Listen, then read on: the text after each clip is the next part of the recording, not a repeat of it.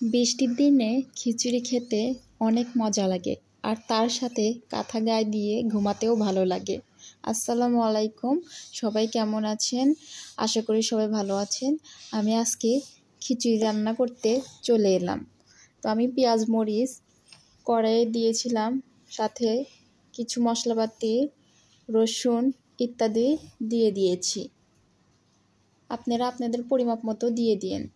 তারপরে ধুয়ে রাখা পোলার চালগুলো দিয়ে দিলাম, দিয়ে বেশ কিছুক্ষণ নাড়তে থাকবো। যতক্ষণ পর্যন্ত ছনছন শব্দ না হয় ততক্ষণ পর্যন্ত আমি নাড়াচাড়া করতে থাকব।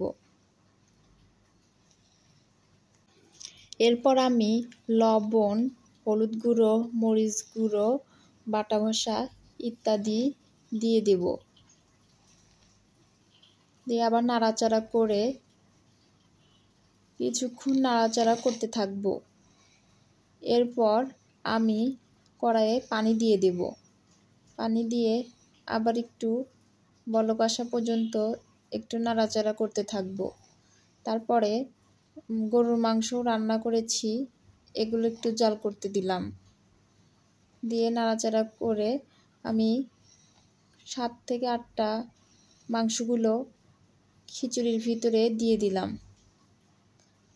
যাতে খিচুড়িটা খেতে আরও মজা লাগে।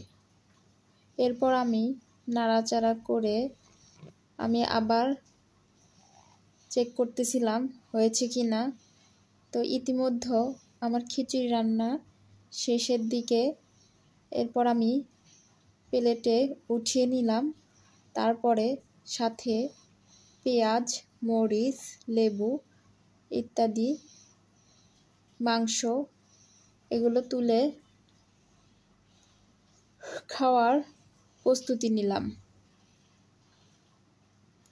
তো আপনাদের ভিডিওটা কার কেমন লেগেছে কমেন্টে জানিয়ে দিয়েন। আসসালামু আলাইকুম, ভালো থাকবেন, সুস্থ থাকবেন, সবাই দোয়া রাখবেন।